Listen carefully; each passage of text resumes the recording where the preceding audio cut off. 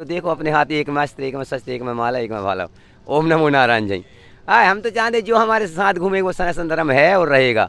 ये तो जो लोग कह रहे हैं उनकी गलत है, क्योंकि सनातन धर्म है और रहेगा। जो भारत में जन्म लिया वो भारतवासी नमस्ते है। गुरुजी। नमस्ते, ओम नमो नारायण, जय श्री महाकाल। आपका नाम क्या है और आप कहाँ से आए? बाकी आने का सवाल ये है, जहाँ से आप आए वहीं से हम आए। रही बात ये बाबा उज्जैन महाकाल में रहते हैं। बाबा जी, हमको पता चला आप डबल एमए हैं, हायर एजुकेटेड हैं, फिर अध्यात्म में क्यों आए? नहीं वो देखो, अध्ययन बी ए डल वो है बगल बात। अध्ययन तो ये पूर्व जन्मों की अपने माता पिता गुरुजनों का आशीर्वाद होता है, वही संत बनता है। ये आज का संत नहीं हो सकता, पूर्व जन्म के संत हैं। एक जन्म का कोई संत नहीं बन सकता। पूर्व जन्म जन्मों कर्म रहते हैं, उस घर से वो संत बनते हैं। क्योंकि उस गांव का संत का कर्म, उस गांव का वो 7 ननियारे वाले पीढ़ी 7, अब खुद की 14 पीढ़ी टार दे, वही संत है। और ये हमारे सब भक्तों को अगर उद्धार कर दिया, सतमार्ग पर चेलों को चला दिया, ये गुरु का कर्तव्य है।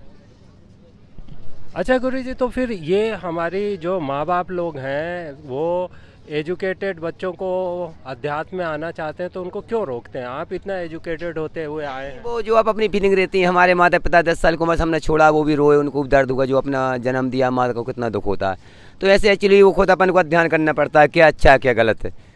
नो फैमिली हम भी शादी कर सकते, लेकिन नहीं, विश्व शांति के लिए आजकल नई युवक पीढ़ी जो भटक रही उनके सही रास्ते पर लाना लिए। क्योंकि हम तो अभियान चलाए, हमारे उज्जैन में नशा मुक्त भारत होना चाहिए।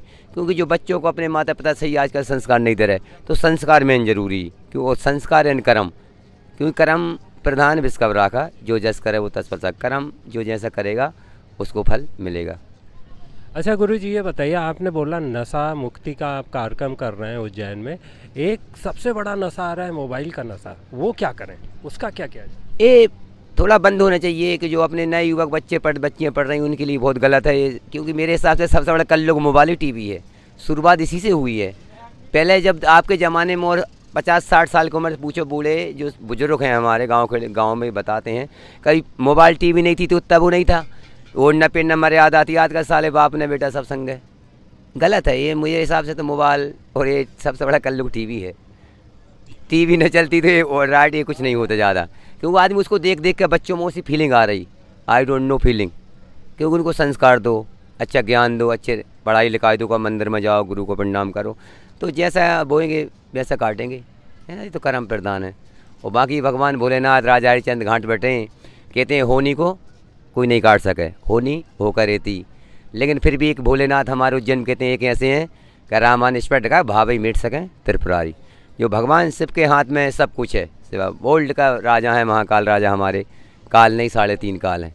हम जहाँ रहते हैं, जहाँ समय भी शुरू होता है, उज्जैन कर्करे का।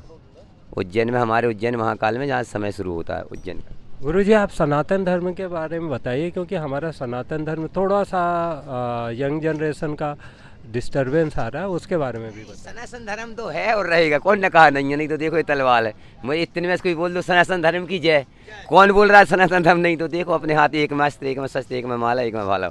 ओम नमो नारायण जय। हम तो चाहते जो हमारे साथ घूमेगा वो सनातन धर्म है और रहेगा।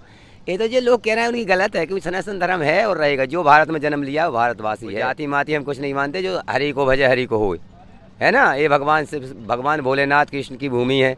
इस पर कोई दूसरे राज नहीं कर सकता, है ना। ये बोले हम नागा बाबा आएगा, देश और धर्म पे कोई संकट आए उस दिन तो हर हर महादेव है। एक नागा साधु 1 करोड़ पर भारी है। एक देश को एक नागा साधु मिटाने की क्षमता रखता है। साल हमारे देश पर कुछ संकट आएगा, हम बलिदान चढ़ाएंगे, देख हमारे होते हुए देश पर कोई संकट नहीं आएगा। इसीलिए हम विश्व शांति के लिए और विश्व कल्याण के संत बने हैं। हमारे लिए नहीं बने, आपके लिए, परोपकार के लिए।